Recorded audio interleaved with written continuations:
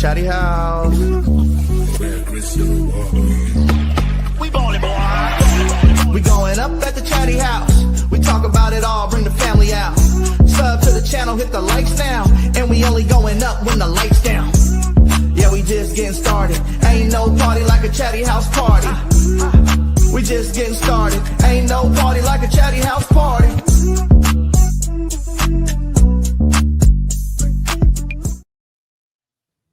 What up? What up? You know what it is. Chatty House after party -1. David was in sack today. I think he said he had his daughter's, was it basketball or son's basketball, I think. So always family time. Family comes first. So get it. You better be here next week, though. You better be here next week. Right? Because next week's a little bit special. So what up, Russ? So yeah, he better be here next week. That's all I'm gonna say. We'll talk about that a little bit later towards the end of the show. But obviously, we had a couple. This was probably one of the first weeks where I was like, I had hit the crew up on Monday, and I was like, man, I still don't know what the hell we're gonna talk about. And then I just pulled some stuff out of my ass, and then or Tuesday. I think it was yesterday. Yeah, yesterday. That's what I mean. Yesterday. It was a Monday ass Tuesday. I was like, yo, like I don't know, man. Like we'll figure it out. I should have. Obviously, NFL. We had some baseball playoffs are coming up. WNBA playoffs are coming up. The return of AJ Lee. I know you're excited about that. CM Punk's wife. I mean, I know you've been talking to your kids about that. Oh yeah. But as always, somebody dropped some kind of content at some point right before we got stuff, and Pablo dropped his new podcast today, new episode, and it was a banger. Mm-hmm. First of all, let me say I love Pablo, man. Pablo he's great. He's great. He's insightful. He doesn't really go for like the whole shenanigans things where he feels like he needs to pull a Stephen A. Smith type thing to get attention. It's all basically on research facts. And he was working on that project for like 7 months. 7 months. Crazy. If you haven't seen the episode, I just finished watching it right before we came on. It's a crazy episode, very detailed. You see the stack of papers he left on that he did that they were making fun of, like the trees, obviously. Like 3,000 pages. It was him, David, Samson, and Coffee Boy. We'll just call him Coffee Boy. So I'm still waiting for my coffee order. Me too. Still waiting for that coffee. But it was crazy, man. Like it really was. Like if you're the Clippers, I don't know how you get away from this. Like I'm just like, D'Lo and Casey were talking about it for hours today, and they went into their own little details. But some of the notes I took, like obviously, as always, Uncle Dennis is involved somehow, and it seems like he's been involved with a lot of stuff since the days of Toronto. Mm-hmm. When Pablo was going through the timelines and everything, he even showed where it was like a playoff game between the Spurs and Toronto, or a game between the Spurs and Toronto, and the crowd in Toronto was chanting Uncle Dennis. So that tells you the influence Uncle Dennis has. Yeah, I think that was just kind of basically to show, like, obviously people know who he is. He controls a lot of Kawhi's businesses and things he does. A lot of people do. A lot of people have family members that, people that they trust to run their corporations or at least their contracts or stuff like that. But a couple of the highlights I wanted to talk about. We're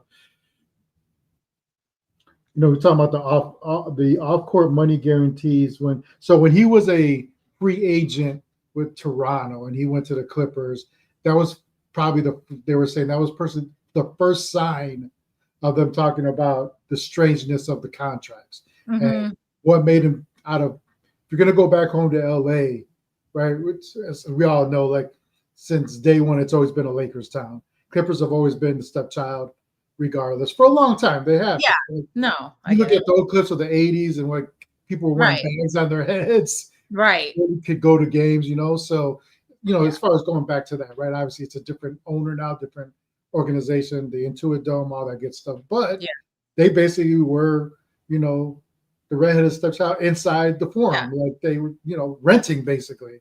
So they did an investigation back then, and didn't find any. It seemed like they didn't have enough. It wasn't that they were absolving them of blame, but there wasn't enough evidence to really like be able to pursue anything, right? But there were still inklings of like something went on here.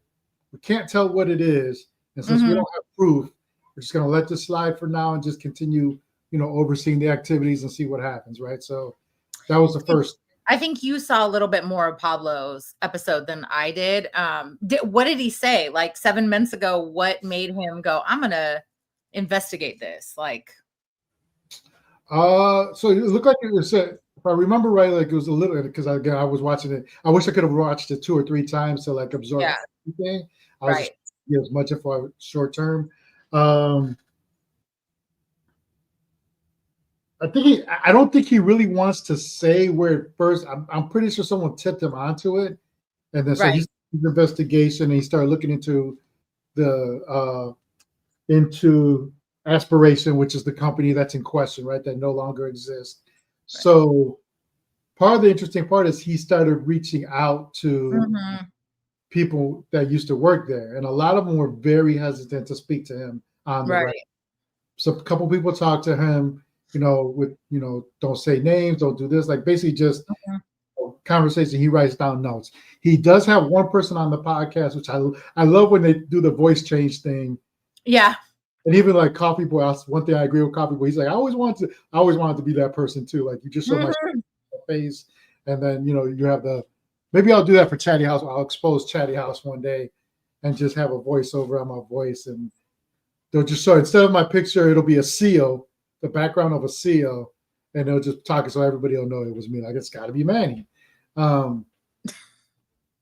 So yeah, but anyway, so like he's got the one person that's on there. Very flamboyant personality. I will say that. Listening to, I noticed that. Like I'm not going to go further than that. But a very flamboyant personality. When I was laughing while I was listening to that because I was like, depending on how many people are in that department, if I worked in that department, I would know who that person is. Who that is. Yeah. Just off that personality that came out. So I thought that was interesting. So clearly they must be okay with like people that they worked with, people that were part of the company knowing that it was them. But other than that, they're like, I'll talk, but you got to disguise my voice. I'm not. Yeah. Well, I'll say 2 things after listening to everything is one, there was a bunch of idiots at that company that were very comfortable in their positions of just sending emails out left and right. So it was seemed like they good, or I guess it was good at the time. It seemed like a family environment type of company where people were comfortable talking a certain way. Yeah. Because emails apparently were just flying around all the time talking about stuff. They made the person know, like according to this source that was behind the mic, they were told, like when they were told basically from the beginning, this was a shell company, that it was a shell, Kawhi was a shell person sponsor for the company, right? Like they told him like, that's not real. It's a fake. It's to get him paid, blah, blah, blah. Yeah, like that, the no-show job. Like, I'm sorry. Like, I'm not saying it's right, but $28 million for a no-show job, like, okay. Technical difficulties. All right. I guess it's my show now. Anyway, so 28 million, like, would you turn that down? Like, I'm not saying it's right, but for a no-show job, yeah. I don't know. For a tree planting company, like, they just needed a picture of Kawhi, at least with a tree or something, but to not have to do anything, no. But we'll see. I mean, they're definitely going to investigate it. And all right, you're back. I was like, I don't know how long I got to go with this. The Clippers, damn it. They trying to stop me from talking. Oh, yeah. So they went over some of the provisions, right? Because part of it was the beauty of this episode was it was basically Pablo knowing everything. Right. And Coffee Boy and David Sampson didn't know anything. So if anybody doesn't know David, and I don't know his full background, I didn't get to look into it, but he's negotiated endorsement deals for people. Right. So he's very well versed in the legal, jargon. And how these endorsement deals usually go as far as um, what they entail. A lot of times, like, okay, so for example, if it's LeBron James, well, LeBron is obligated to do 10 appearances a year promoting this, whatever company.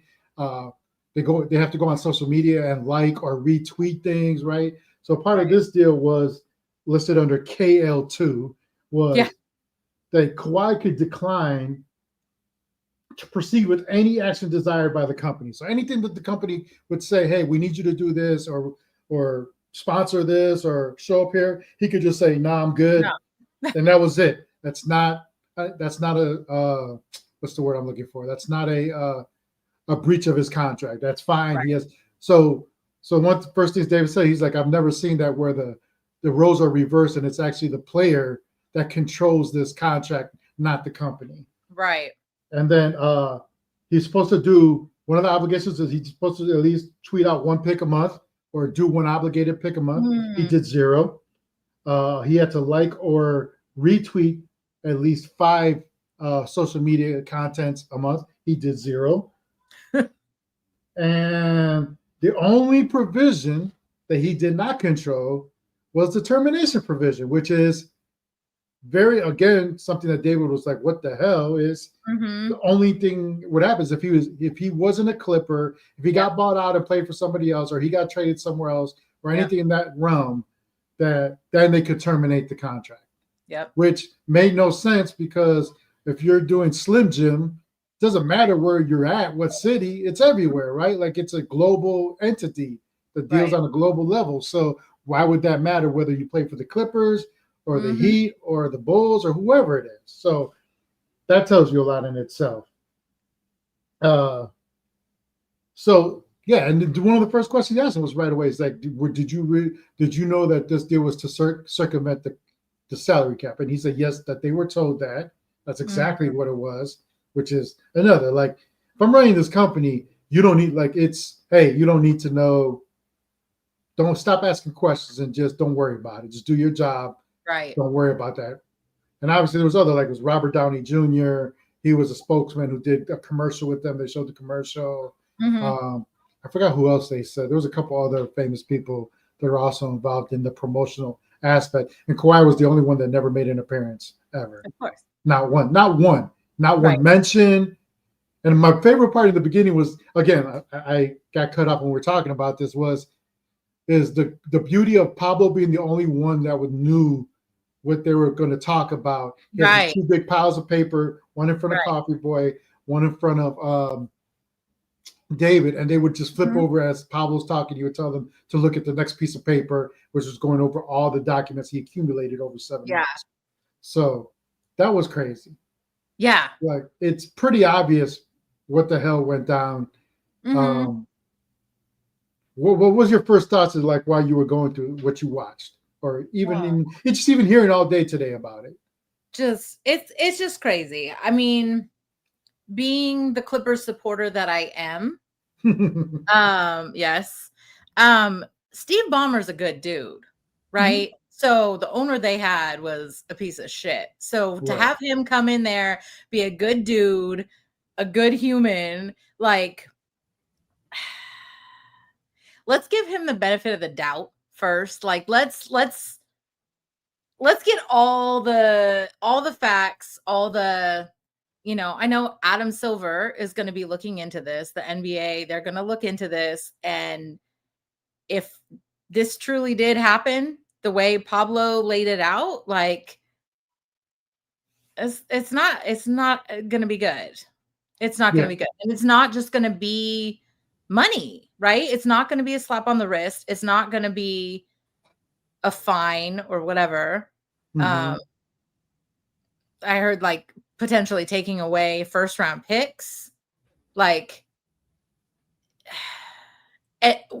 something that's, I listened to a lot of, like, Kyle and Ham, like Kyle's breakdown of it this morning. And I think he was saying kind of like, how far does this go? Was this the only time this has happened? Like, is this the only player for the Clippers that this is, did it happen with Paul George? Did it happen with Harden? Like, if this wasn't a one-time thing, like that could be huge, not just for Steve Mhm. Ballmer, but for the Clippers as a team, as an organization. So we shall see. But Steve Ballmer is not stupid. And Mark Cuban came out supporting him, Mhm. saying like he's smart. He would not do something like this knowing the repercussions, the what he has at stake if it were to be found out. So, So so my response to that though would be, well, yes, you're right. Steve Ballmer's obviously not a dumb dude, or he wouldn't be as rich as he is. Um, but guys like him, as far as in that level of richdom, mhm, usually are smart enough to have fall people, right? Like, right, hey, I know what you're doing, but I don't know what you're doing. I will never sign any of this. I will never wink, wink, know about it. But when it all goes down, don't worry. This is why you get paid all this money. right. You might get fired, whatever the case may be. I got you on the back end. Don't worry about it. But you're gonna have to take the fall. So, like, do I think he's gonna? I don't think there's any paper trail that leads directly to his name. It's more to Right. the team. Yeah. And when it go and if and when it does all go down, no one will ever be able to pin it to him directly. But Right. it's definitely going to come back to the Clippers, and that's at the end Right. of the day, that's really the end. Is what is that? Like, let's just Mhm. say you can't prove him necessarily, but it was his vice president or whoever in charge of operations, whatever it is, a la Otani's henchmen, right? I always say, uh, you know, Yeah. then really the fines and the loss of picks or whatever it is that ends up being the end result, uh, that just is more of a team thing than it is. Mhm. They're not going to kick him out of the, you know, like Kenny said, he probably knows more than he should about other things. So Yeah. I'm pretty sure they're not going to. It's not a Sterling thing where you have to let this dude go. It's more of like, Right. oops, I messed up. All Right. right, fine him, take draft picks, null and void the contract, whatever all that is. Sure, but Mhm. he's not going anywhere. So, That would be wild though if he was forced to sell the team. oh, we Like talked say about Uncle Dennis, sir. We know about Uncle Dennis. He is all in the mix of this. oh I yeah. mean, it goes back to apparently when he was a free agent, Uncle Dennis was asking for off the table provisions Mhm. and extra off the court money to make up for the other, right? Because Apollo was talking about back in 2021 when he signed that 5-year, $173 million Mhm. extension. Everybody was scratching their head, and it was basically a steal for the Clippers. And why was he giving them a break? This is coming from he has the mentality of a no tipping Pippin. MJ, very frugal, does not, drove his same car that he went to college and high school in, all the way into the pros, like very cheap person. Why would he give the Clippers a deal? Why Yeah. would he let the Clippers off the hook like that? Other than I get that I want to win a championship, bring Paul George off, but that's not in his normal nature of money for him to give out deals like that. So why would he in that instance? Well, Right. that's where the head scratching started as far as that. So, and with Uncle Dennis asking for all these side deals, Mhm. apparently. So again, like I think that's where it's going to end up being more about Uncle Dennis. Uncle Dennis is going to take the fall somewhere, Mm. right? Like he's Right. going to not Kawhi. It's going to be Kawhi. Like Kawhi's giving him enough money, I'm sure, over the years where Uncle Dennis is living pretty good, Yeah. pretty good. So, Right. uh, you know, it is what it is, man. So, Yeah. I don't know. And if it did go down how Pablo said it went down, just like KL2 LLC, like couldn't it have been a little more undercover. Like no, that's what I don't understand. and that's the thing. Like, and I mistook the dates. The date, the 2021 is when he signed the extension, and then on 11/21 he incorporated the KL2 Aspire LLC was created, and Mhm. then when they built the Intuit Dome, Aspiration was the first founding partner when he built it. Like, so Right. all these like line up in some way. But again, all this is to say like you got to be able to put in a courtroom or in a legal manner for the league to come down on him. You still got to put all the pieces to the puzzle together and be able, as damning as all this sounds, when you start getting lawyers, right? Because you're just talking about Pablo giving you an investigation, right? Cool, you got all this. But then when you start involving lawyers, the lawyers have find ways to like circumvent wording, all that good stuff. They find ways around stuff. We've seen people get off for less or more, I should say. So, the gloves don't fit, you must have quit, right? So, hey, we got to get our own OJ saying in there too. Everybody else gets one on their show. We get an OJ minute too. So, hey, the paper don't fit. You know what might come out of this? You know what might come out of this? Season 2 of Clipped. Someone, internet never fails you. Someone did that too. They did a snaps or like a meme with the season 2 for the clip to come out. It's like, yeah, it might, man. It'll be a good one too. Who's gonna play Kawhi? Oh God, I don't know. Yeah. Did you hear Amin's Doc Rivers impersonation? Yeah. I was like, nah. Well, I mean, Coffee Boy's not good at much, so I don't even know why Pablo deals with him. To be honest, I don't. I love Pablo again. Like I'm a big fan of Pablo. Yeah. He's a fascinating, very smart dude. He always comes with the business. So, and then like you said, right away, Cuban comes out defending Steve. Yeah. And then Pablo was ready. I think Pablo had that ready for any owner that came. I think he thought it might be Cuban, but I also think he was like, hey, what was his response? Pablo? Yeah, to Cuban. Pablo was basically like, well, why don't you come, like, hey, reach out, come on the show. I got some questions for you too. Oh. I was like, oh, there we go.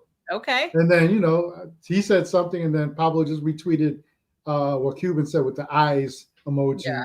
So we'll see what comes of that. I don't think that's something cute. I don't think that's a person Cuban wants to be in the room with. But even if he does, it's like Pablo doesn't come with sensationalism. Like he always comes with facts. Mm-hmm. So just be prepared to deal with facts then, because he's going to ask you every bit of it. Like, why this? Why that? Because again, it just seems so. When you put it all together, and people will say like, well, why were they? It's always like, whenever you have situations like this, people are always like, well, why would you be so sloppy about it? Why would you but that's rich people live in I say this all the time. Whenever rich people get caught with something that's obvious, whether it's murder or whatever it is, paperwork like this, they're so smug in themselves because they live in this different world. Rich people live in another world where they don't, it's almost like the Jessica Simpson, like the tuna, like people, she's so dumb. She doesn't know what tuna is like. Do you know the world she lives in? Like, why would she know that? She's living in this like upper echelon where she probably doesn't even know what somebody probably feeds her. She doesn't even know what a fork looks like. So, you know what I'm saying? Like, so they live in this world where it's so comfortable. They don't operate under the same law, especially in Hollywood and stuff like LA. Like famous people don't think about the picture of Drew Barrymore in the 70s in a club. And she was like 10 years old. And they were taking pictures of her holding up drinks, and nobody thought nothing of it because it was Hollywood. It's a different world. They live under different rules. And obviously nowadays it is different because of social media and all that. It's more exposed and you can't do all those old things. But behind the scenes, I still think they live in that world where they feel untouchable. So no matter what they do, like, what you going to do about it? I got money. I just pay off this person, pay off that person. And they're not as careful as other people are as far as hiding things. So.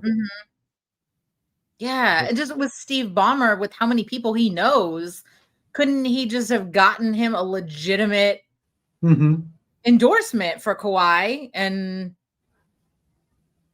not even just a legit, like, why didn't you just make the couple appearances? Why didn't you just retweet stuff? Like, you didn't even have to do it. Uncle Dennis could have did it. I almost forgot that I was going to say Uncle Rudy. Uncle Dennis could have did it. I don't know why I was going to say Rudy. I don't know where that came from. But yeah, like Uncle Dennis could easily have done all that stuff, did the retweets, tweeted stuff. You show up once a month maybe, or once every couple of months. You're in LA anyway. But that's how, again, to me, that's more about the arrogance of like, yeah, nobody's ever gonna talk about this. No one's ever gonna think about this twice. Like, so it makes you think. Let's go beyond just the Clippers and Ballmer. Like, how many other, like Pablo already alluded to looking into the Jalen Brunson. He said the first thing he heard from hundreds of people were, "What about Jalen Brunson? What about that contract? Why did he sign that?" So he's going for that next. That's what he said. So we'll see how many. I wonder who's sitting in the office right now in New York, just on the shredder, just shredding papers, just shredding emails, deleting everything on the laptops. Oh, God. It'll look like a Boiling Room. You ever see that movie Boiling Room? Yeah. Late at night, they're just shredding everything. That's crazy. Well, So- we'll see. We'll see. This is going to be interesting. Yeah, and now I wonder, like betting line wise, if Vegas has moved at all on like the Clippers winning the championship or even like division, just because who, like at this point, you don't know Kawhi's going to be on that team coming October. Like they might make his contract null and void, and then either he's got to sign for less there, a la Joe Smith. Or he's got to go somewhere else, and like there's no. Well, that's the crazy thing too, right? Is we've been talking about the aprons and like there's no money out there. The only place he can go where there's any decent amount of money would be Brooklyn.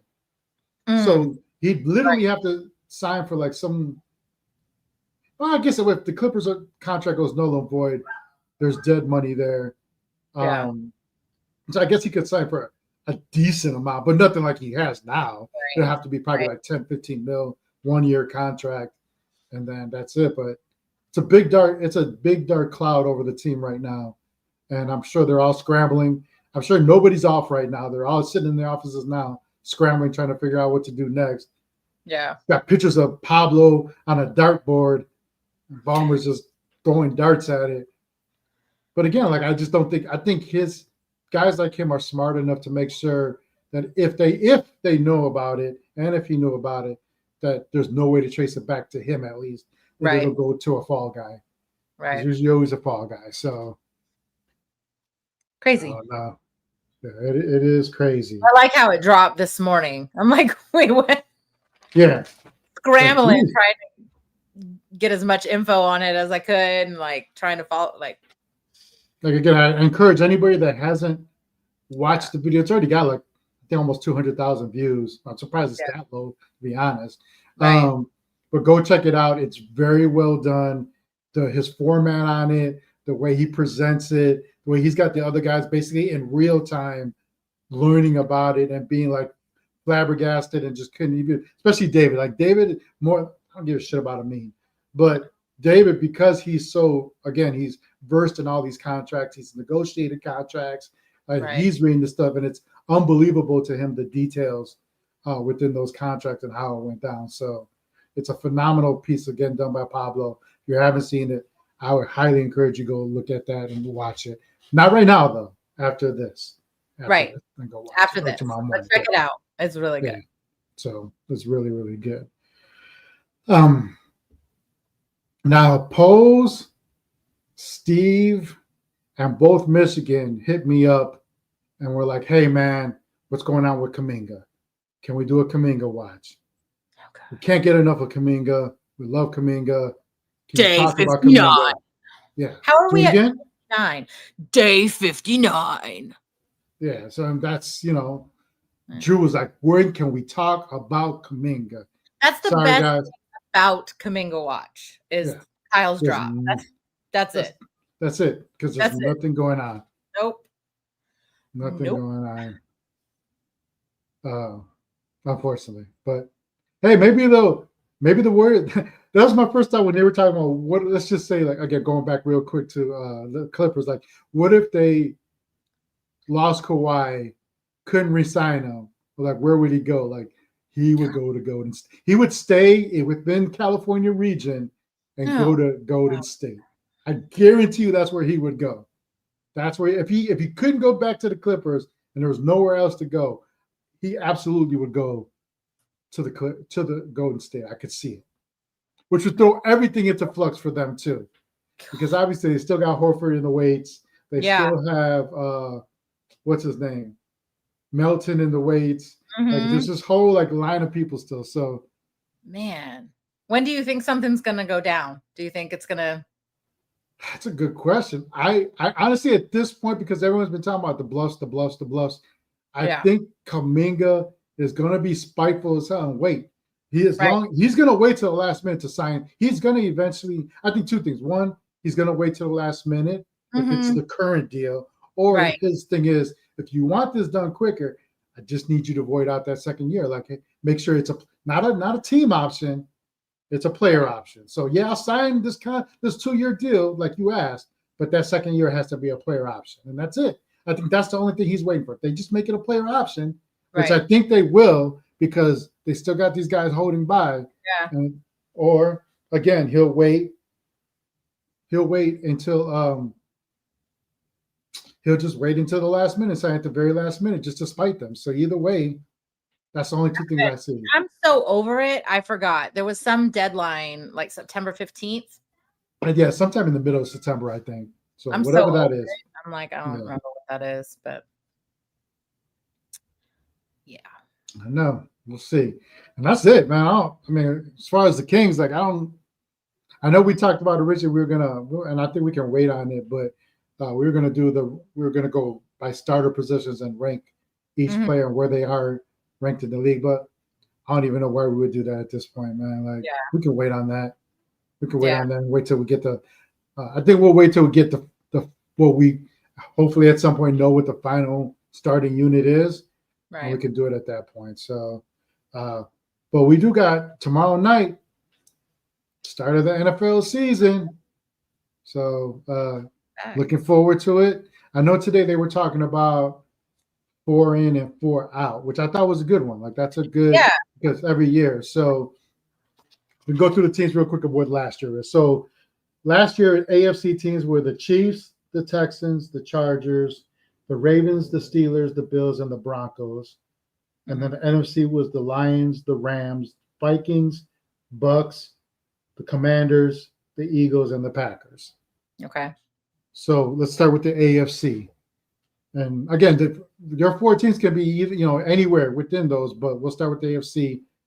Out of those AFC teams, the Chiefs, the Texans, the Chargers, the Ravens, the Steelers, the Bills, and the Broncos, do you see any of them not making it into the playoffs this year?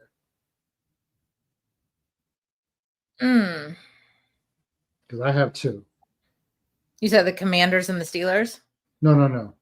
We're going AFC first. Oh, my bad. So it's the Chiefs, the Texans, the Chargers, the Ravens, the Steelers, the Bills, and the Broncos. Are there any teams there that you see not making it to the playoffs this year? Yep. The Steelers and the Chargers. I had that too. So I had to. Steelers just out of spite. So right. Aaron Rodgers. Let's be petty. Yeah, let's be petty. We're gonna nothing wrong with being petty. Petty Pendergrass. Just call me Petty Pendergrass. I like that. Taking the under on Aaron Rodgers all season. All season. Yep. But I would be so bitter if I kept losing that bet too. I'd be so damn bitter.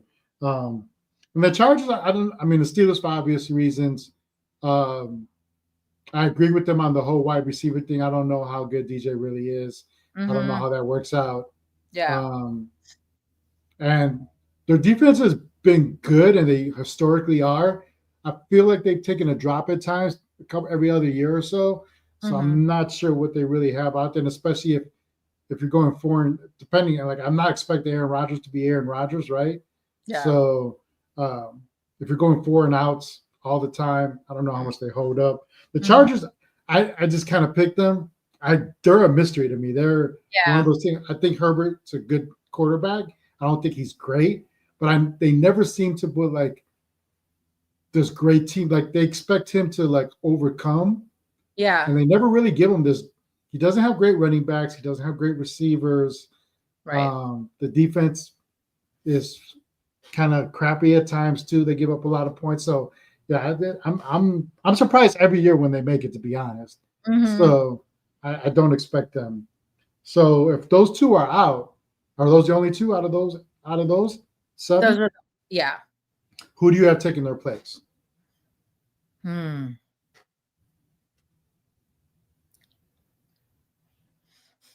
What are my options? So I had, because I'm gonna be a fan of Jesse. I'm gonna play Tarzan on Jesse real quick. I'm gonna take Dolphins, Okay. and I had the Bengals. I think the Bengals are poised to get back into the playoffs. They got their wide receiver, the core back for the wide receivers. Mm-hmm. I think they'll be. I know their defense was historically bad last year. I expect that to overcome a little bit. So I can't take the Raiders, sir. I can't. They're just, I don't trust their quarterback.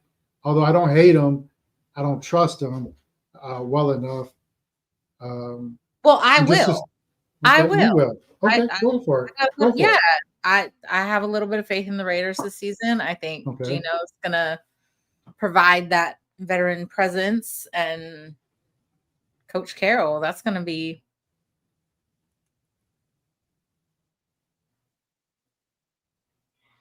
I agree. Coach Carroll's a hell of a I'll give you that. I don't know if my thing with him is I think it's more than a 1 year. Like I expect it to take more than 1 year to get him back to the playoffs. So if it was next year, I would probably agree. And again, I wouldn't be surprised either if he does it this year. But and they got Amari Cooper. I don't have him yet. Amari Cooper is back. No. Okay, whatever. I guess is he an elite? Is he an elite receiver or something? He's all right. Okay. Oh, that's a good enjoy. Hey, how do you feel about? He's all right. He's all right. That's I'll a good take endorsement. it. I'll take it. Yeah. Okay. That's true. Tua does barely remember his name. I get it, but hey, I'm hoping for Jesse. I don't need to see him suffer anymore. So, NFC. We have the Lions, the Rams, the Vikings, the Bucks, the Commanders, the Eagles, and the Packers. So you already picked 2 teams out of the AFC. Now you got to pick 2 teams out of the NFC. So that's what I had a hard time with. It was easy for me to do the 4 out, but well, you still have to have 2 more outs. You only picked 2 outs. Did I? Okay. Mm-hmm. Come on, girl. Give it the program. So I picked the Vikings and the Rams. I can't go with a rookie. Yeah, I can't go with a rookie quarterback. Like that's nothing against him. He might end up being really good, but he barely played last year. I don't even think he made it. Did he make it through? Yeah, I mean, he got hurt right away. So he's still a rookie as far as I'm concerned. Yeah. So I just think that's a big learning curve. It's a big learning curve in the NFL. So plus he plays in my division, so I don't need to see them in the and then I had the Rams, and that's just basically because of the quarterback. Yeah. I don't know how long that dude can stay upright. Like that's, damn. It's just dude's getting injected he's kind of like Micah at this point. Like you're asking him to be able to stand upright every game. Like it's not going to happen, man. And so. Yeah, I had the Rams and then the Commanders, are also known as the Commander Skins. So why the Commanders for you? I think they're just like borderline. I'm not really sure what they are. I don't know. Do you think that Jaden Daniels is going to regress? A little bit. Okay. A little bit. I don't want him to, but. Right. Yeah. I like your kid. I think it could be that. I also think it could be I'm not 100% sold on all his receivers. Yeah. Even with them re-signing, what's his name? Just went blank in my head. God dang, I can't see.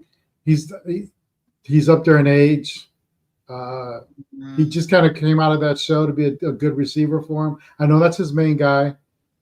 Yeah. But he got paid.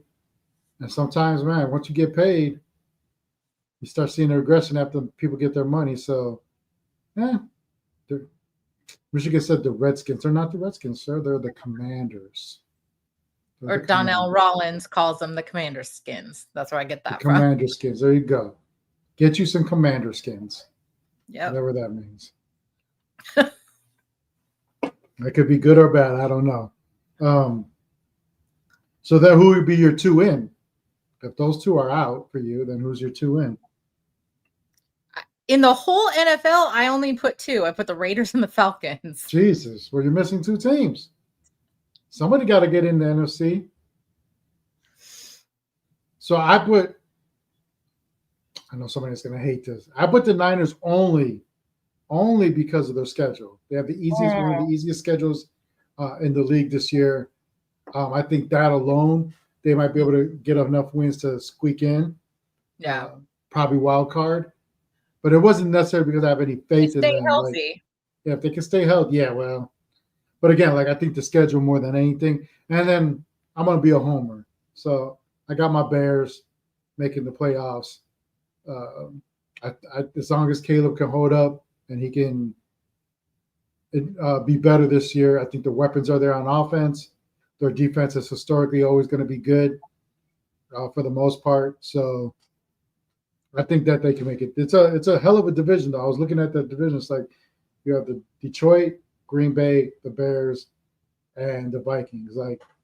If the Vikings had still had a decent quarterback, you could make an argument that whole division could find a way into if they didn't have to beat each other up twice a year. But again, I think the Vikings are out, so I think they're in on top on that one. So, but again, that's me being a homer too. I ain't gonna lie. I'm not sure how much I really believe that deep inside, but I gotta take them, man. I gotta take them. Again, but they're all literally. I'm not worried about the receivers, the running core. I'm not worried about. We got Ben running the offense. I have faith in the coaches now. The defense is good. It just comes down to whether or not Caleb Williams is the real deal or not. Yeah. So we'll see. I don't know. Still got to pick two teams, girl. And what if I don't get out of here without picking two teams? And what if I don't? You got to. There's no such thing in the NFL. Is it going to be a historic year where they just say, fuck it, only 5 teams get in? Yeah. Okay. Oh, well. So that means the Vikings and Rams get in then. Jesus. Okay. That's all I got. That's all How I you got. feeling about your Chiefs? Pretty good. Pretty good. I almost picked them to not make it. Damn.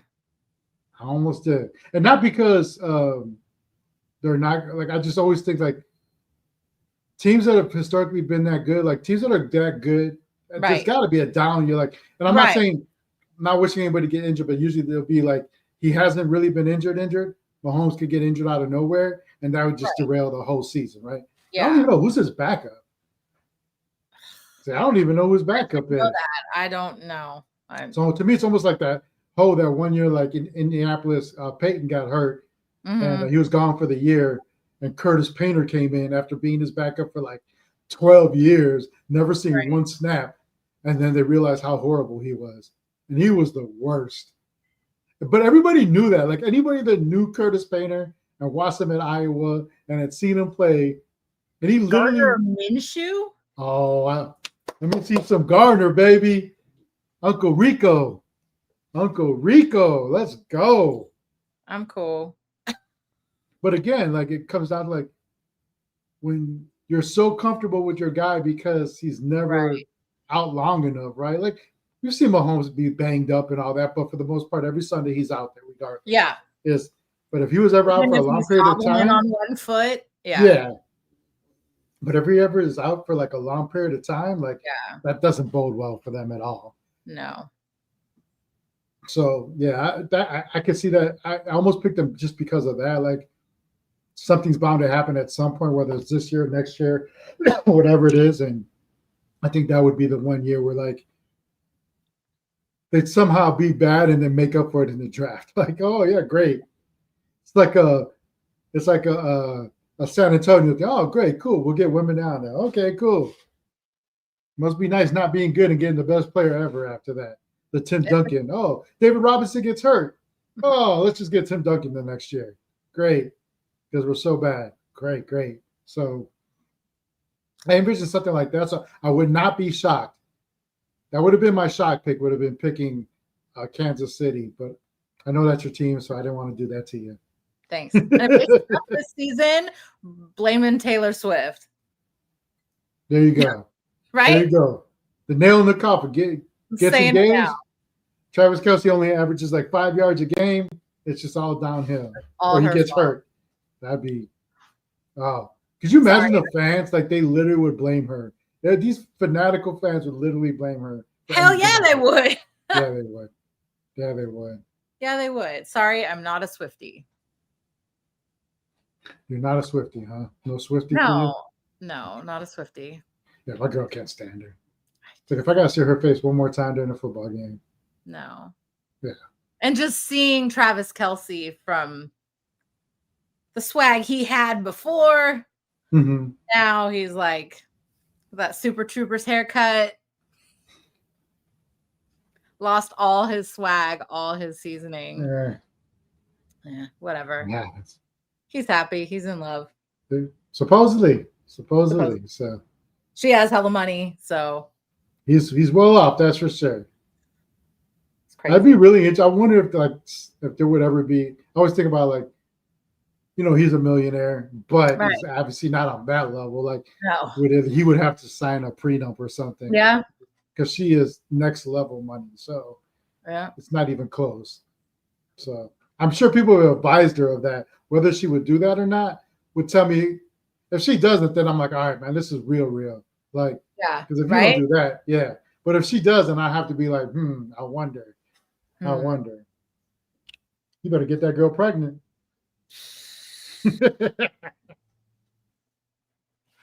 Have you been? I mean, we could talk a little bit more about that, but I do want to ask you about the WNBA after that. But who plays tomorrow night? Tomorrow's Thursday night game is. I know we play Monday night, so the Bears play on Monday night. I don't know who plays tomorrow night. Let me see. I don't remember. Are you doing fantasy? No, I'm not. I don't do that. I do. No, not at all. Huh? Not at all. Not my thing. I used to do a lot more. I've scaled it down to one league. I do my old job. Guys I played with down there, I'll play with them. I don't do multiple leagues anymore. Yeah. Michigan plays in like a $5,000 league where he pays $5,000 to buy in. So yeah, that's crazy. He's rich. Happens. Rich people do stuff like that. Oh, Cowboys at Eagles tomorrow night. Cowboys and Eagles. That's right. Cowboys and Eagles. That's crazy. Damn.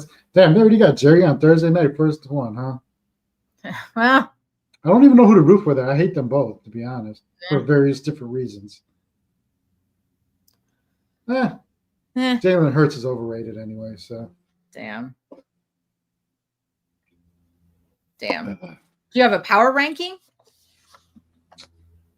Ooh, that's a good question. I did that. I couldn't. Let's go. Let's see what you got. Okay. Eagles number 1. Ugh. Just because they won the Super Bowl. Yeah, okay, I'm still hating on it, but they get this week. They're number 1 in my power rankings this week. Number 2, obviously the Chiefs.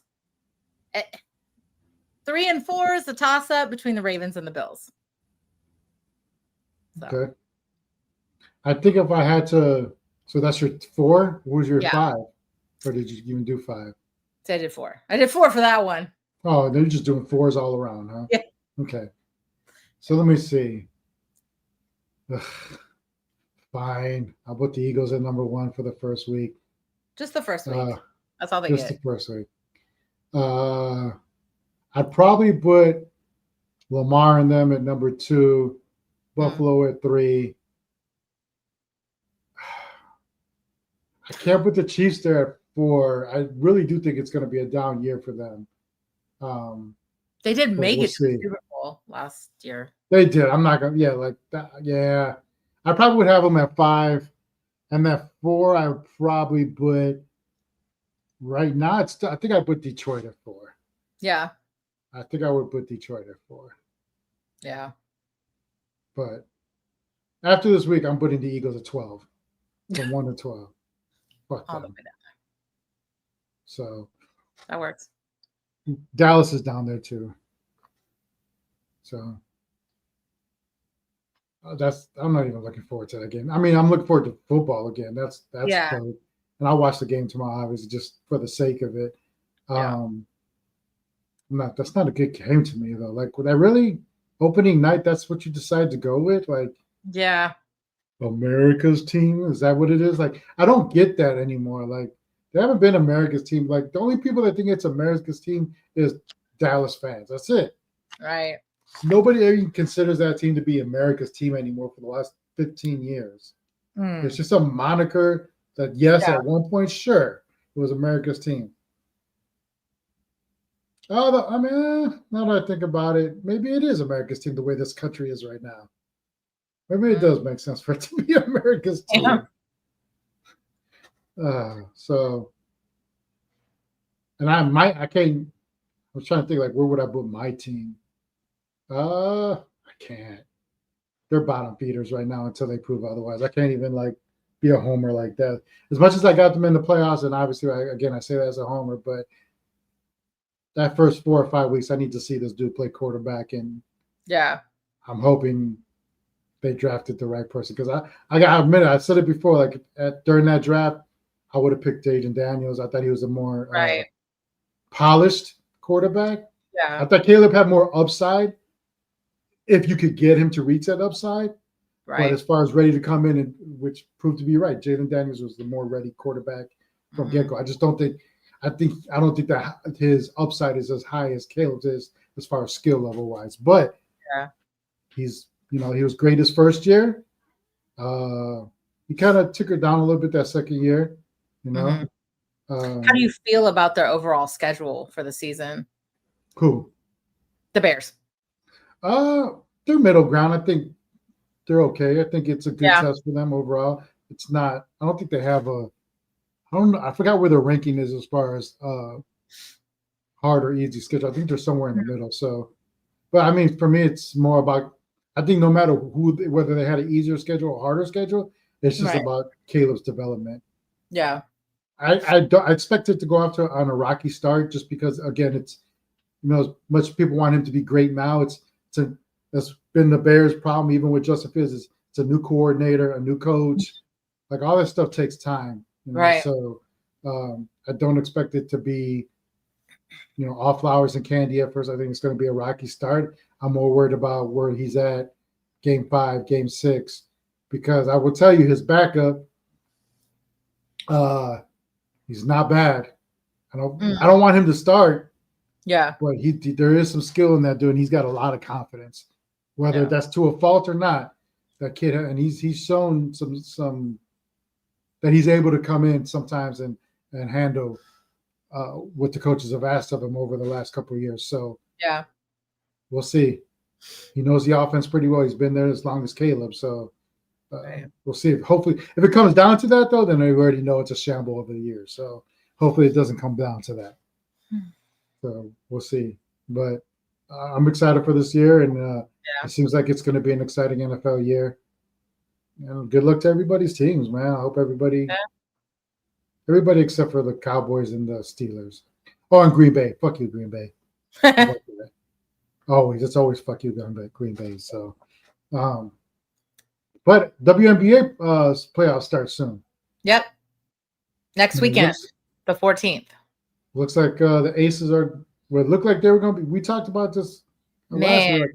They looked like they were out on the outside looking in, and now it looks like they're in the inside looking out. So, what about what a comeback. AJ, my MVP, man. Yep, she put that team on her back. She did. She really did. Yeah. Like, it hurts me that I didn't lock in and watch as much as I really want to, but with playoffs approaching, I'm in it. So we got 5 teams, right? Locked in. The Lynx, the Aces, the Dream, Mercury, and Liberty. So there's 3 spots left. Who do you think it's going to be? It's pretty close. Are the Valkyrie not in yet? No, they're on they locked in. Right, yeah, I would like to see them in. As much as I hate their stealing of everything, but right, I can't lie. That man, they look great. They play Yeah. some great defense. That team is more of a unit than it is about one player or like. Right. And Burton is really dope, but like even her, like it's just a collection of really good players that look like they have fun playing together, that they enjoy playing with each other. They enjoy their coach. The coach got them like playing like all world. So it would be fun to see a first year team get into the playoffs, right? Like that's cool. Right. It's a good story. So I would like to see them get in. It's really close. The standings right now, it says Valkyries are 6th, Seattle Storm 7th, and Indiana 8th. How many teams get in again? 8. Okay. And LA Sparks are right Okay. below that in 9th. So I think it's definitely a toss up. Yeah. So how many do we know how many games are left? If it starts next week, there's only a couple handful then, right? just a couple. Yeah.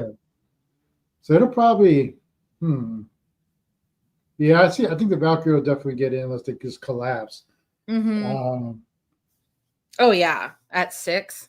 Yeah, like they would have to go on. Like everyone else would have to win below them, and they'd have to lose almost every game. But yeah, it's tight. Seattle and who's the last two right now? Seattle and Indiana. And then who's right behind them too? Who's the last two behind them? LA and Washington. Okay. I think it'll stay where it's at now. I think so too. It's close, but like literally with just a couple games left, I think it's. Yeah, it could go. It depends. Might move around a little bit, but I think it's pretty. And what number are the aces? 2? 3. Okay, 3. Atlanta. Yeah, with one more win, Atlanta bumped into 2. Okay. So. And then where are the Liberty? 5. Okay. Yeah, they struggled a little bit this year. That hangover. Yeah. A bit of a hangover. Yeah. Which is hard. I get it. Like it's. Julie was out. She was out for a little bit. Yeah. Yeah. But even when she was playing, they were back and forth getting either they were killing teams or they were getting blown out. Like it was kind of weird. So. But it definitely was a hangover there. And the Lynx, Nafisa, I love Nafisa my ace. Going nuts. That's a fun team to watch. Yeah, if I had to put my money on one team, it would probably be them. They seem to be on a mission. Nafisa seems to be on a mission. Yep. So, and I would, but again, I would not. The way AJ like that, I would love to see a Lynx, Aces series. That would be a hell of a series, I think.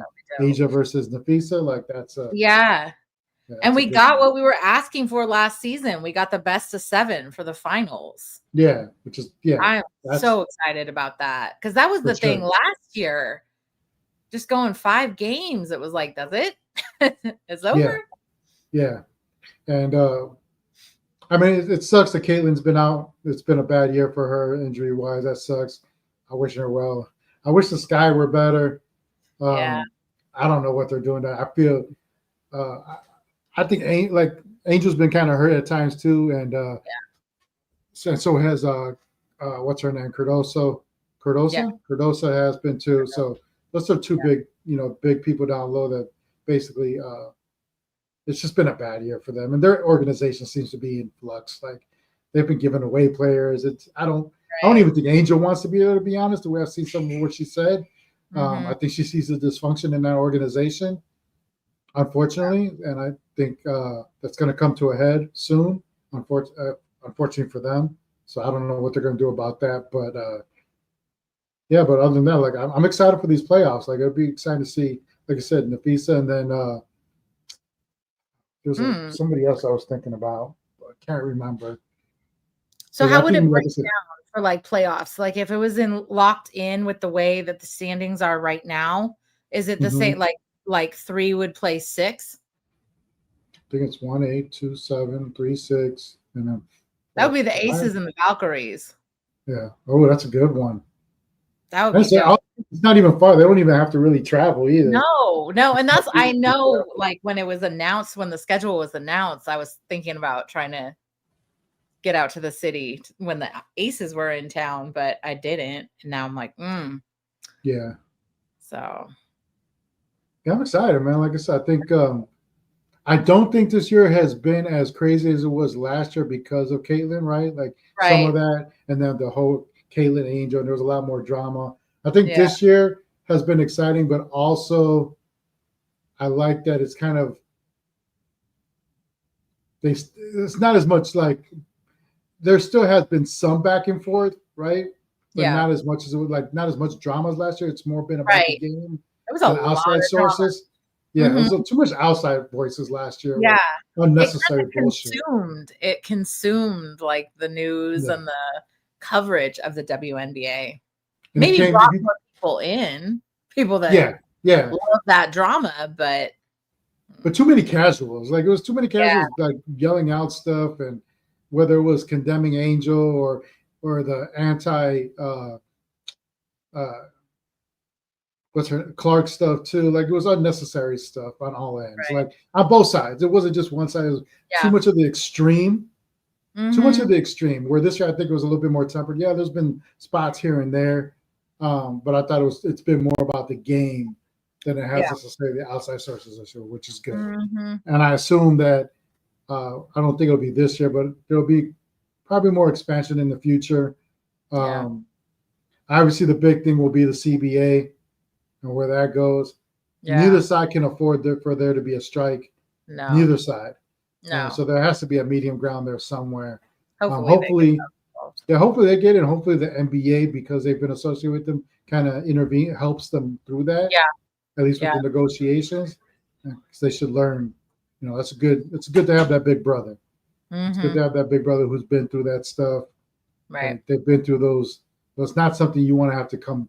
You're just building the league and Mhm. getting it to a place, and it's growing. The last Yeah. thing you need to do is take a step back.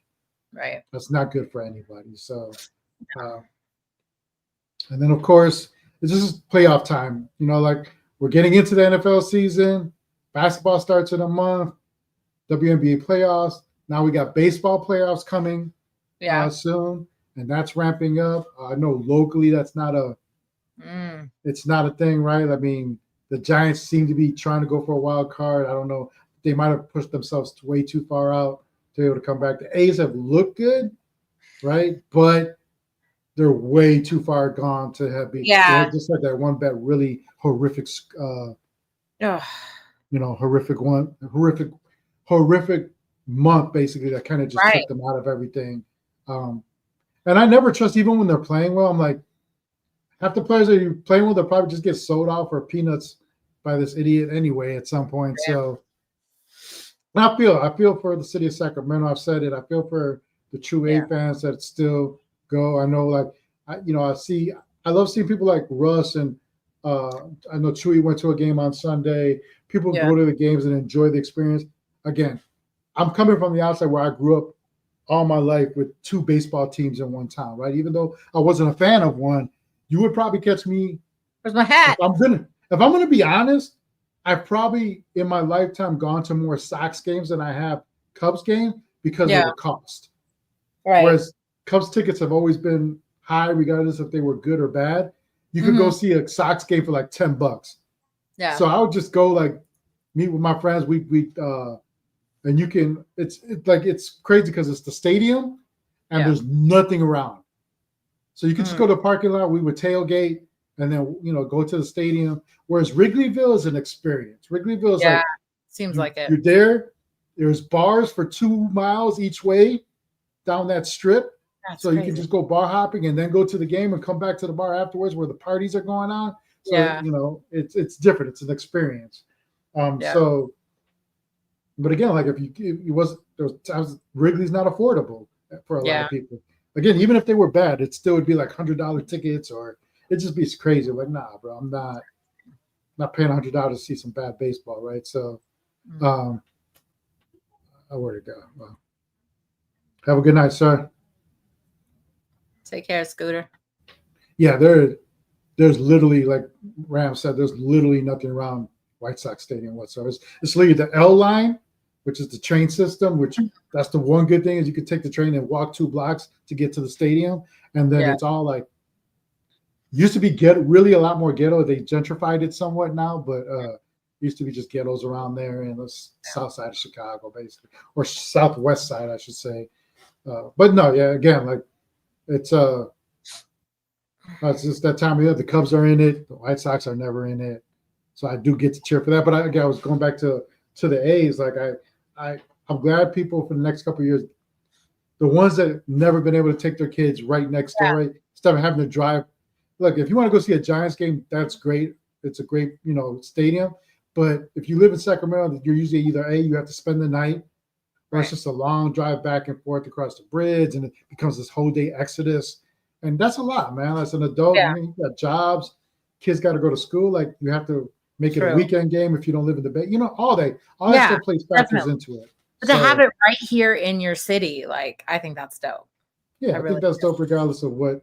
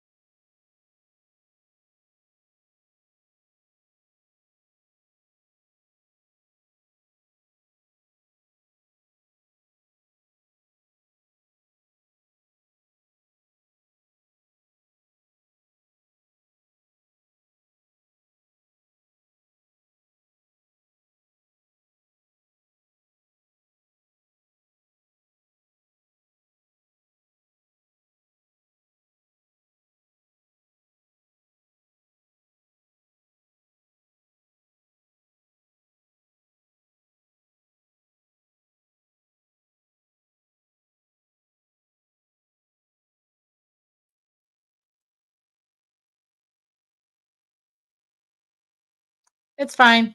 Everything's fine. It's fine. Fine. Hey guys. Steve Ballmer took us out. Huh? Steve Ballmer took us out. Can you hear me? Yeah. Are we not on? I think so. It says we're live. Okay. Yeah. We're live, pal. We're live, pal. We're live, pal. Let's do live. We're doing it live. That's what they say, Michigan. That's what they say. Wow. My computer. I just know that I think one of the dogs ran by earlier and unplugged my power from my computer, so it just lost power. So I looked and I'm like, it wasn't plugged in. I'm like, oh, you son of a guns. I didn't even realize the power. So all right. That's what it is. Stupid AT&T. All right. Okay. Anyways. So yeah, like you said, it's great for the families. That's the great thing, regardless of all the other turmoil and the prices and them not embracing Sacramento. At the end of the day, now you could literally get off work, go home, pick up your kid, drive 15 minutes. And really at this point, now that everybody knows you don't have to pay like $20 a ticket and go take your kid to a baseball game. Yeah. And at the end of the day, if you think about that, especially it's good memories for the family. It's something, regardless if they leave 2 years from now, whatever it is, it's something your kid's going to remember. They have baseball in their city. So even if, God forbid, their baseball never comes back to the city, I hope it does. But if they don't, that, you still have those memories with your kids, man. So I encourage everybody, like, I know it's still the River Cat Stadium. I get it. But it's still a good experience to take your kids, man. Or even for parents or like just adults too, like date night. That's a hell of a good date night. If you ask me, a good, good night game to go to. have some hot dogs, chill. Yeah. Or it could be like Michigan and just take protein bars with you because you don't believe in eating food that isn't healthy for you, even though you like Five Guys, which is still a piece of shit place. But anyway, but yeah, so do whatever you want, man. I Like, think they're playing 2 more teams before the season's over. Do you remember what their who? schedule is? The A's. Oh, Do you I remember? don't know. No, I don't remember. Yeah, I don't even remember. But I think they've at least finished out that last part of the season where people were got a little excited, and Yeah. they do have a hell of talent. Even Kyle and them were talking about like if they kept this team intact, if he doesn't Right. do some stupid moves, that they could make the playoffs next year. Like, how cool would that be next year to have a playoff team in Sacramento? Like, I Yeah. know I know all the other logistical things and the politics, but if they could bring playoff baseball to Sacramento, that would still be dope. That would be dope. So hopefully they do. I would expect him to ramp up the prices, like being the idiot that he is. I just don't see people doing that. So you might be able to go see a playoff game for dirt cheap, which would be Okay. dope because that's unheard of. That's unheard of in MLB is to see a playoff game for less than like usually anytime your team gets in for most stadiums, like playoff games are going to be $150, $200 at least starting off. You might be able to go see a playoff game for like $60, $70. So that's a And steal. they can't get So, away with that with the prices how they were at the beginning of the season. yeah, They that's can't not get going to away happen with next that year. again. So, Guarantee it. yeah. Will not. Nobody's going to fall for the season pass thing again, No. or the Mother's Day games like I did, or any of that stuff. Love taking her, and that was cool, but never again will I sit there and drop money like that. So Shout out Wheezy. Didn't he pay hella money? yeah, everybody. I mean, everybody probably did at first that actually went to those first. He's not going to see the investment people did which is why it's so stupid. He didn't embrace Sacramento and the whole Sacramento A's thing because he could have juiced it for the next couple of years, and it would have been no sweat off his back to do that. Yeah. And maybe there was something behind closed doors between him and Las Vegas where it was like, don't you dare promote Sacramento. Maybe that's part of it. I don't know. But at the end of the day, he's going to feel it next year regardless. I guarantee that. But before we go, we somehow filled the show. How, I don't know. Barely. But we both have, I think, close enough age where we've lived through eras of great performers. Who is the greatest? And because I know you're a fan of this person, but who's the greatest performer you consider alive? Or not even alive, greatest performer ever. See that? I broke it down. Right? So break it down, girl. The greatest entertainer ever, like, it's kind of obvious. I mean, it's subjective, so not everyone's going to have the same answer, but I did break it down. Greatest entertainer ever, Michael Jackson. Okay. I wasn't expecting that, but okay. I just ever, right? Like, album sales, that he could dance, and his influence on the world, right? Okay. Like his global influence, humanitarianism. That's immediately where my mind went to. But there's so many others, right? Like, we've lived in a time where there's been so many great entertainers. No longer with us, Michael Jackson, Whitney Houston. Okay. Right. Today, still living with us. Come on, say it.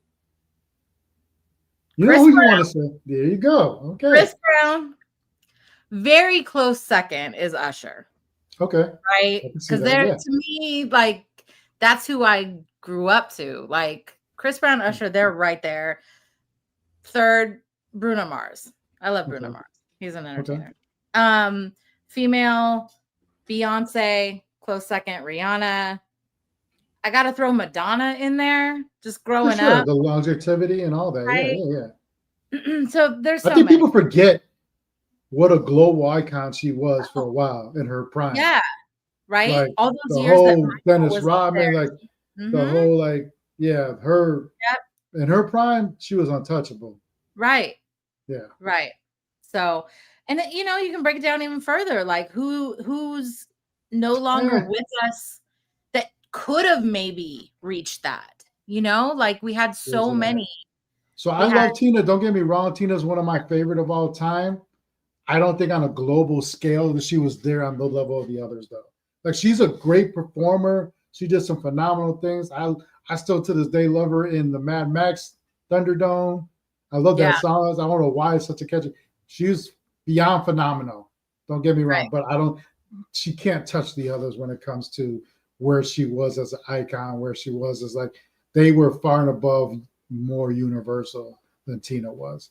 Yeah. But again, Tina's has not taken anything away from Tina. She's one of my favorites ever personally. Right. Personal and that's the thing. Like, it's a personal thing. Like, not everyone is going to have the same answer. Just like, who's the GOAT? Is it Michael? Is it Kobe? Right. Is it LeBron? Like, it's the same thing. It's completely subjective. But we had a lot of entertainers that unfortunately are no longer with us that I wish we could have seen to their highest potential. Like, okay, maybe they didn't dance and maybe they didn't, but like Tupac, he was a rapper, he was a poet, he was an author, he was an actor. Like, where would he have gotten? Aaliyah, same thing.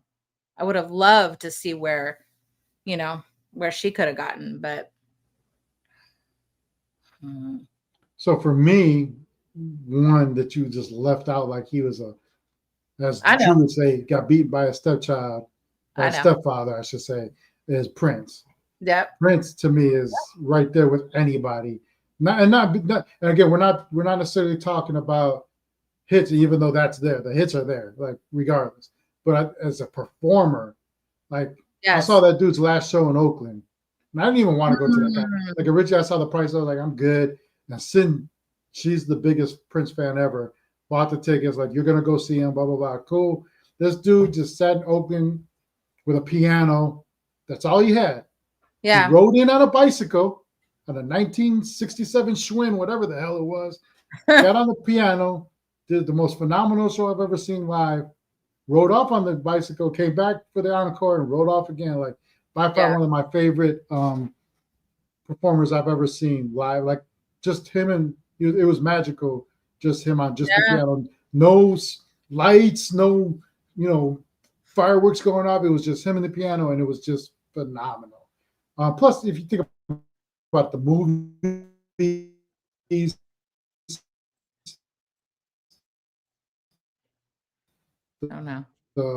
influence on the time, like that whole stuff with the time. Yeah, all right, we're just gonna do that, huh? The internet's like F you too. Okay, cool. You see that? Huh? We were like gone. I was for like freeze. Jesus. Yeah, but Prince, Mike, like you said, Mike, Chris Brown. I've heard that Chris Brown shows are like 4 hours long, and like they're insane right now in Vegas. Like, they're the longest shows anybody's ever gone to. So that's crazy. I think D'Lo even said that, right? Like, it was just, his catalog is insane. And he's been nonstop. So I'm trying to go because he's gonna be in Vegas 19th and 20th. I'm trying to go. So I don't blame you. You should. Yeah. I'm like, so again, I recognize that greatness, right? Right. For me, for whatever reason, I think it'll be maybe down the line. I'll look at it more like that. I'm older folks, as I would say. I still enjoy him. Don't get me wrong. Right. I think some of the stuff with Rihanna kind of rubbed me the wrong way. Oh, absolutely. And some of the stuff he does sometimes, I'm just like, bro. Absolutely. But I will never deny what I see with my eyes, universally. Right. And he's definitely on everybody's list. He's definitely up there. He's a hell of a performer. Again, Usher. Yes. Phenomenal. Yes. So I can't. Yeah, I've seen Usher in concert, and that was definitely an experience. So for me, like this Chris Brown concert, like the more videos that I see, the clips, the more songs that I hear, I'm like, okay, this has to happen. This has to happen. And I know we can't say the name, RK, initial RK. If that hadn't happened, I think he'd be up there. Right. I think that's how globally, like, if you think about all that where he was at one point, if that had been stayed consistently up there, he definitely would have been up there. Right. But it's just obviously the downfall. And I think, God damn, Chicago, you just got some fucked up artists. The other K, I think, was reaching those type of heights from a hip hop level. but that came all crashing down too. I don't know what it is in Chicago. I don't know if it's the water. I don't know if we all just grew up fucked up. I don't know what it is, but yeah, we all aren't right in the head, I guess. And I want to say too, see, this is hard for me. It's like, it's hard to narrow it down. Like, who's with us today, female, Janet Jackson is definitely up there. That's, and yes. You know what? That's a good call. Absolutely. How I didn't write that down.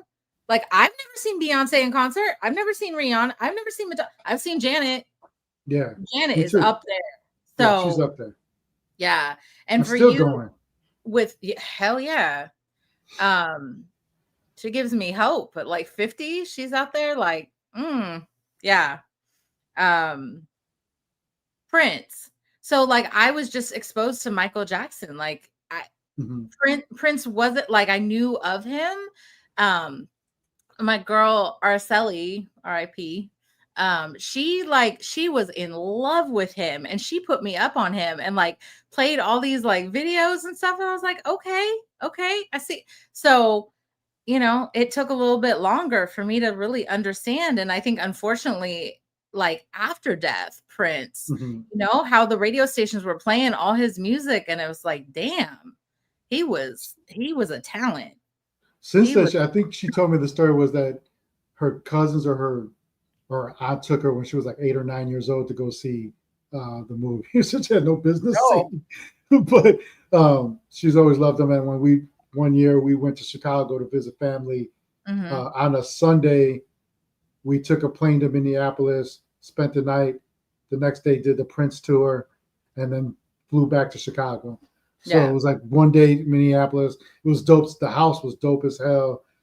I recommend anybody that's ever in Minnesota do the tour and make sure you pay to do the full vision of the tour. Like you can do different, you know, money obviously costs more to do certain versions of the tour, but get the most expensive one. It's worth it.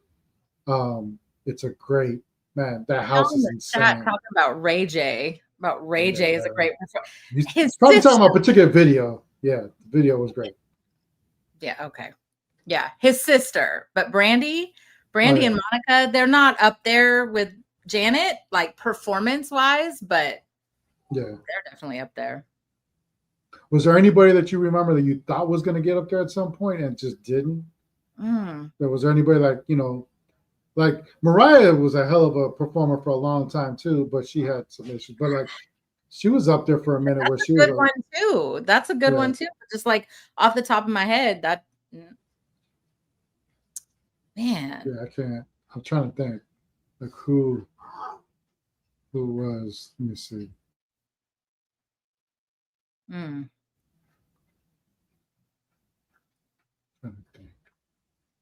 Yeah, I can't say that's the thing is like, and it should be that hard to be honest. If you're talking about the greatest ever, like it shouldn't be anything that's that easy.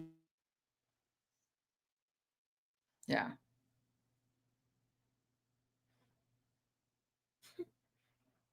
Why'd you yell so loud? Because you didn't hear me. But yeah, hey, so most people don't, you know, if you're not leave it open. If most people that don't know who is probably one of the most famous singers in Mexican history. One time I was looking up tickets because he was older in life, and I wanted to go see him in Chicago. And my white mom, walks into the room. She's like, "Oh, what are you looking at?" I was like, "Oh, I'm looking to go see Vicente." She's like, she remembered Vicente from being with my father like 20 years before that, whatever. So you want to go?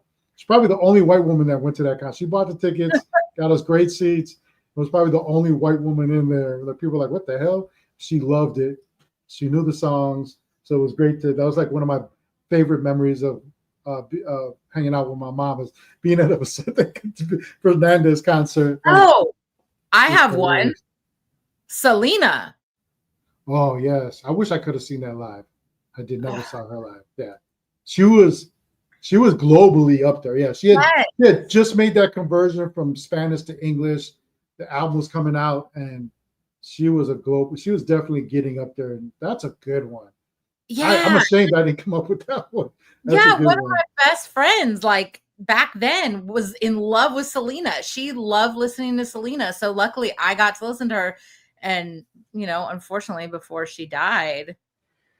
I get the James Brown, but like that's not by the time James Brown was at the tail end of it by the point of my age. So I mean, like See, I and get it, but I can't it's comment on somebody that was bigger in the 70s than he was exactly. the 80s. Yeah, you know what I'm saying? Like, It's that's not. definitely a personal thing. Like Yeah, your it's a personal age, thing. your Yeah, what you grew up around, where you grew up, all that yeah. factors in, The right? kind of again, but I also think like you could still, if you have a love for music in general, Yes. right? Like you can compartmentalize and see just looking from afar. Well, you can say you dislike Michael Jackson, but you can't sit there and say with all the evidences in front of you and watched it where Mhm. he stood. Like it's Mhm. obvious where he was on it. I mean, people were fainting and crying and like couldn't even think straight when he was around. Like he had Yeah. that kind of influence over people. So whether you like them or not, you have to Elvis? acknowledge A lot of people would say Elvis. Yeah, Elvis too. Elvis, Yeah, exactly. Like you saw the videos, you saw, you know, again, that's beyond my generation, but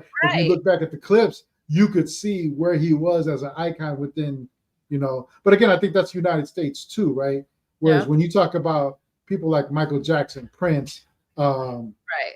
Michael Jordan, like you saw the Uncle influence they Charlie. had globally. Charlie Wilson. I just saw him back in February. Shout out ESPN 1320. I won tickets. Right. But like I love Charlie Wilson, but is he the greatest entertainer? Is he at the top of the list? No, but he's definitely honorable mention. Right. Yeah, for sure. Again, like you said, that's again when I in the original, and I get you can go both ways, whether it's the greatest or your personal favorite. Mhm. Mine was more about when I thought about that, and I'm glad you expanded on it on the personal aspect of it. But I was thinking like my original vision was like, regardless of how you felt, like Mhm. you know, who was Right. like who's the greatest ever in general, Yeah. just by sheer popularity and like Right. you named all the good ones, including the favorites of your own, and that's a great look at it. And also looking at like you said, like Selena, a couple of the ones that you know didn't make it, that could Right. have been that were ascending at that time, that for Yep. whatever reason Jennifer Lopez. she was an icon for them. And people talk all the smack they want to about her, but you can't deny the hold she had on the industry at that time. Yeah. Yeah, absolutely, absolutely. I can't even deny that. Little Wayne. I am not giving Little Wayne no props. I've never. I know everybody has. Like I'm one of the few. Like I've never subscribed to Wheezy Yeah. being a top. Like I've never enjoyed enough of his stuff to be like, I love that. Like he's had good stuff here and there, and I get where he's at with the skateboarding and like he was different and all that. He never. He's hella different. I saw him like 10 years ago, and it wasn't like I'm gonna go see Lil Wayne. It was like a KML Summer Jam, like he was one of the artists. Yeah, he's different. And All I again, like I remember, get it. like his style, his sense of style. I remember thinking like he looked like he picked up the clothes off of my teenage son's floor. That's what I remember. I remember saying that. That's all I remember from his performance. Like, Well, I remember when he first launched and it was all of them out down there, the Hot Boys and the yeah, whole New Orleans scene and Master P and them. yeah, And they all had the most original. Like I loved all their album covers. They all looked like they were drawn. Like you know, they had that particular like 3D-ish look. It's almost cartoonish, but they would right. all pop out, which was kind of like made people. And it was smart because people would pick it up, and be like, "What the hell is this?" And you'd listen to it because you wanted to know what it was. This new Southern sound, right? It was Mhm. grimy New Orleans. Yeah, like Fifth he had Ward. some dope songs. Like, No, and he did, but like again for me, like I never like the masterpiece stuff. I like it just went over my head as far as like it wasn't anything that I kept playing in rotation. right. I didn't, you know, a lot of that stuff. I was like whatever. It was cool the first listen, and then went to the back of my rotation. So Wheezy never held that with me. It just didn't. Yeah. But I I like understood his place. I like BG and Big Timers. That was like See? on repeat. Lil Wayne, not so much. Yeah. You like the grimier stuff. Wayne was grimy, but they were a little bit more grimy. Yeah. And again, I don't know. Wayne never hit me like that, but I get it. I do understand his popularity. I get his place in the history and the context of it. It just wasn't for me personally, but it was for a lot of people. So I get it, you know. And same thing, like I'll talk to Drew or Michigan and them about what I recognize that if you grew up in different regions, there's certain things that stand out more with you than would with me, right? Like it took me a long time, as much appreciation as I had for my youth in E40. I've talked about it before. Yeah. But it was a West Coast thing. It was a Bay Area. Like, so if you were from the other side of the country, it took you a little bit longer to kind of like get into it, or sometimes you just didn't. But you know, I appreciated what he did and the hyphy and all that. Like that was dope. But a lot of the West Coast stuff, like it came in increments to the Midwest or to the East Coast, and I had appreciation for a lot of it, but it doesn't mean I would always be listening to it. That's why you love like do or die for me. Like I'm gonna be do or die, right? That comes from the West Side of Chicago. I got appreciation for that. There's other cats from Chicago that I appreciate. Other people will probably listen to and be like, "That's hot garbage." I get it, man. Like it's regional sometimes, or sometimes just what you grew up, the area. Like it's also music is you can, if you really love music, like a lot of us do, but not necessarily everybody. Like music isn't just something to listen to; it's the catalog of your life. You can listen to certain songs and remember, good or bad parts of your life and what age you were and what you were going through. And the summer, we rode through the summer. Remember we was cruising, listening to blah blah blah, like whatever, you know. Even something as simple as like, I'm not even gonna lie, like I listened to Will Smith's "Summertime." I love that song, "Summertime." Like I know summer's here, man. We'd be jamming, playing that in the car. One of my boys had it takes you to another place. Yeah. It takes you. You love Twista and Ludacris? Says that in the chat. I love Twista. I do. I do too. I love Luda. I'll be honest with you. When Twista first came out, I was so on him, and it took me a little bit of time, but I always had an appreciation because he was, you know, I saw him in Chicago, and but at first I thought he was a gimmick. I'm not gonna lie, I was like most people, like I thought it was a gimmick with the whole fast rap. I had to slow it down to even understand what he was saying half the time. But once I heard it, and I was like, oh, dude, it actually spit. Like, and he's still crazy. Dope. Yeah, and he's still dope. Yeah, and that's where like PIMP, the do or die, kind of there's influence there. And I forgot there was then Bone and him had beef with the whole fast rap stuff. So like even that Bone, you know, or like just a bunch of it. Like again, it's regional. It's what you grew up. Grimy to me, my grimy music might not be the grimy of your hood because it's a different hood. Right. I tell this story all the time. When I first was in boot camp, and one of my boys showed me a picture of him and his boys, and he was from Fresno, and they had the whole khakis and what do y'all the what's the shoes called? The I don't even know what they're like, the cholo look, basically, right? Like they had the cholo look. I thought that was just in movies. I thought that was just blood in, blood out. Like I didn't think that was real. Oh, that was real. Right. That was hella real. But I also like my introduction to a lot of stuff was like, Chucks. My bad. So even that, like that wasn't, we didn't wear Chucks, and like we was on some East Coast Timberlands and like well, I can't think of it right now, the boots that you could get all the different colors of lugs. Man, like every color lugs, like you know, that was us. But like again, like it's regional, it's cholo. Lighter shade of brown was my introduction to some of the West Coast and the Mexican movement. La Raza, like you know, like Kid Frost and like so like it's just depends where you're from, what you had access to back in the day, because everything isn't like it is now. Like there isn't Apple Music. It wasn't Apple Music. It's like you literally have to physically either buy an album or something popped out at you, or the box.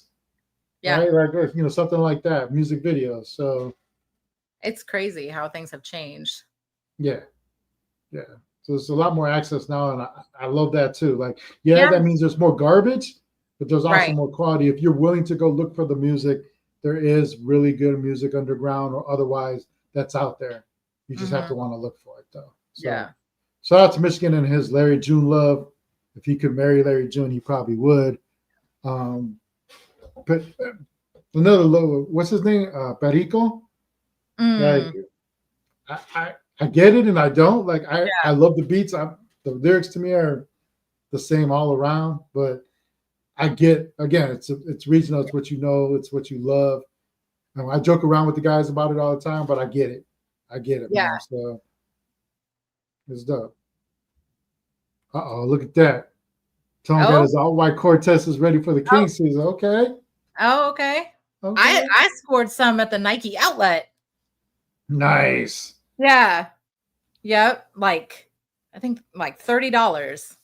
Damn. They were priced like $129. I got them for $30 to wear with my throwback jersey dress. I used to get all my Air Force Ones falling off the truck. Like one of my guys would just show up in the neighborhood and be like, I'd be like, let me get 2 or 3 pairs, man, so I could just have them for the year. Like, I'm good. But that's the ultimate outlet. Yeah, for real. So it's all good. Look at that, man. Even with a couple of delays, we got a good hour and a half in. I don't know how. But next week, we do it. Next week, cool. It's the 1-year anniversary. Yeah, of the podcast. Literally on our anniversary. On our anniversary, it'll be 1 year of episodes, and we will have the one, the only, Damian Barling will join us, which is phenomenal that he agreed to that. So we appreciate you, D. You're the one that helped start all this. You gave us the platform, even when we weren't just say told you the original story was I just went to him and said, hey, we want to do something. Just want to make sure we can use a Chatty House lingo, the name. Weren't looking for a platform. We're just going to do the YouTube channel ourselves. He's the one that demanded that we do it on ESPN 1320. So we appreciate the platform. We appreciate that all these wild people in the chat, they already had access to it. It was easy to get to, right? I still think we have a lot of growing to do. This is hard. We started this a little bit later in life.